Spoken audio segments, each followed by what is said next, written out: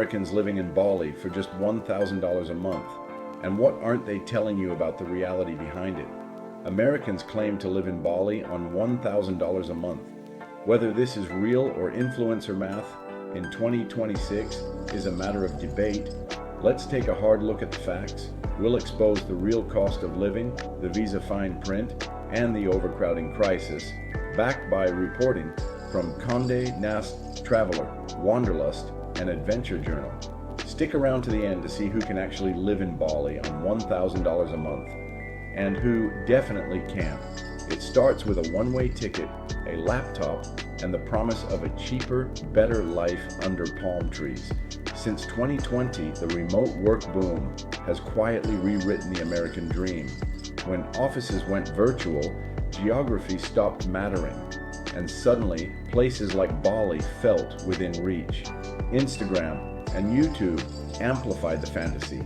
Infinity pools in Canggu, smoothie bowls in Ubud, laptops perched beside rice fields. The social media lifestyle appeal made it look effortless. Work a few hours, surf at sunset, repeat. Then there's the community. Americans arriving in Bali don't land alone. They step into a strong, ready-made expat network of entrepreneurs, freelancers, creators, and digital nomads. There are co-working spaces buzzing with ambition, WhatsApp groups offering instant connection, and weekly meetups that turn strangers into friends. Add to that the perception of tropical living at a fraction of US cost. Rent looks cheaper. Food seems affordable. The idea of stretching $1,000 or $2,000 a month feels revolutionary compared to cities back home. And woven through it all is Bali's magnetic wellness and surfing culture. Morning yoga, beach breaks, meditation retreats, a slower rhythm of life. But the Bali most people see online isn't the Bali most people actually live in. Stick around. We're determining whether it is really possible to live there on $1,000 a month.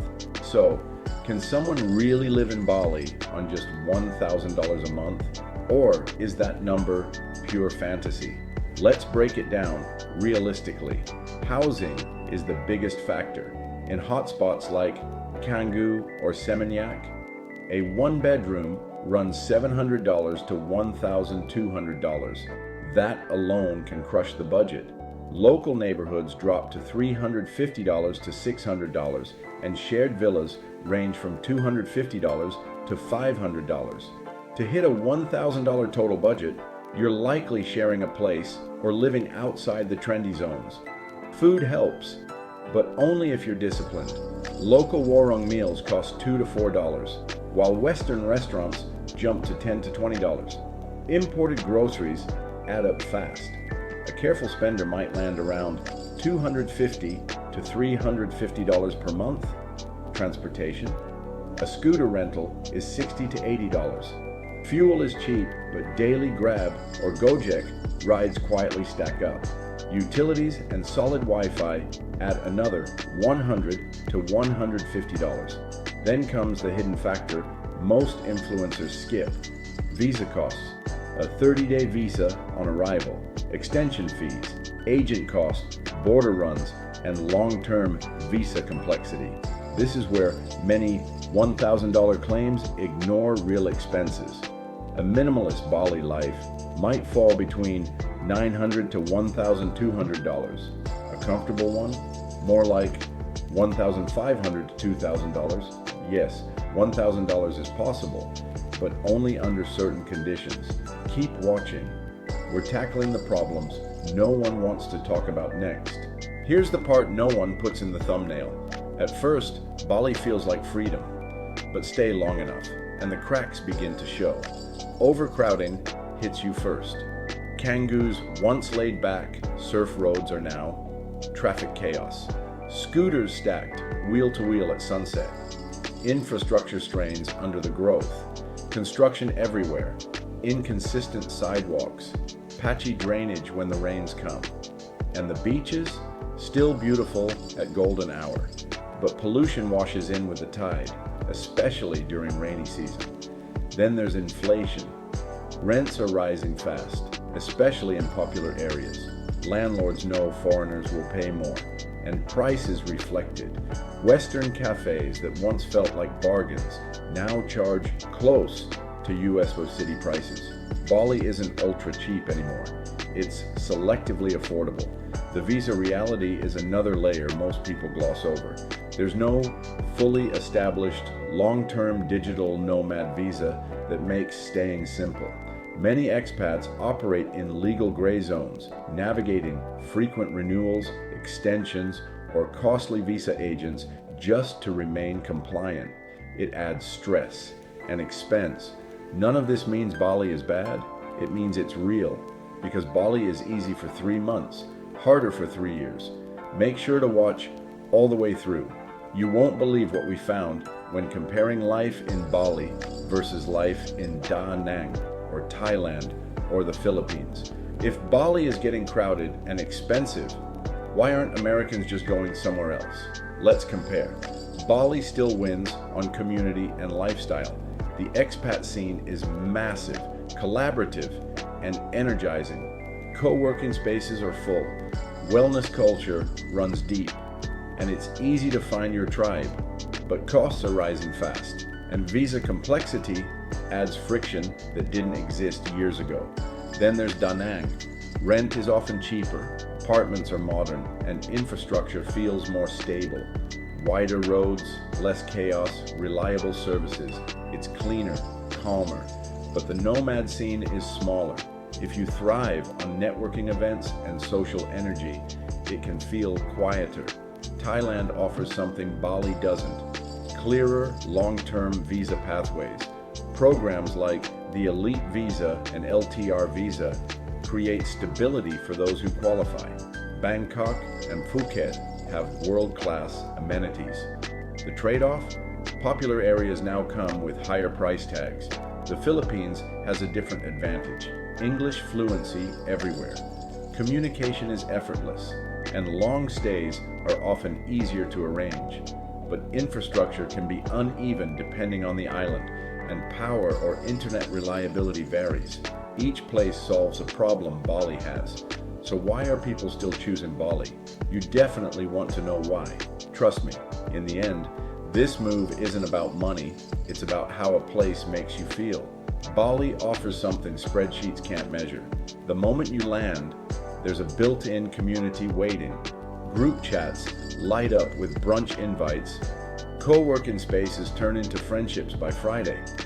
There are events, meetups, networking nights, sound healings, surf sessions at sunrise.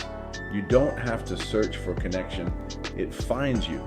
That instant social circle is powerful, especially for Americans coming from cities where neighbors barely know each other. In Bali, introductions happen fast. Collaboration feels natural. Someone always knows someone.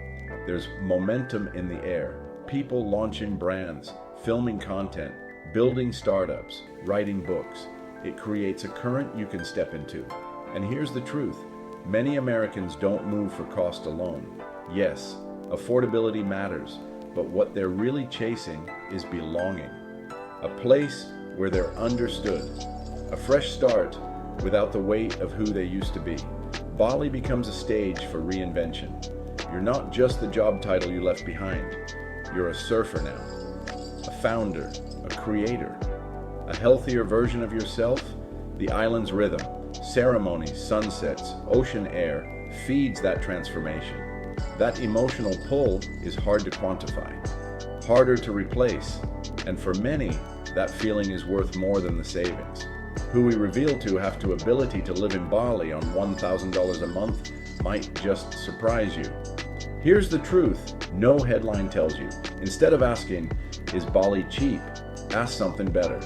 The question isn't whether you can live on $1,000. The real question is, what kind of person are you? Because Bali doesn't magically bend to your expectations. It rewards a certain mindset. Who can live on $1,000 a month? A minimalist remote worker who values freedom over comfort. Someone willing to live in shared housing, maybe a room in a villa, outside the trendiest streets of Canggu. They eat mostly local food, warongs instead of Western brunch cafes. They don't party heavily or chase every beach club weekend.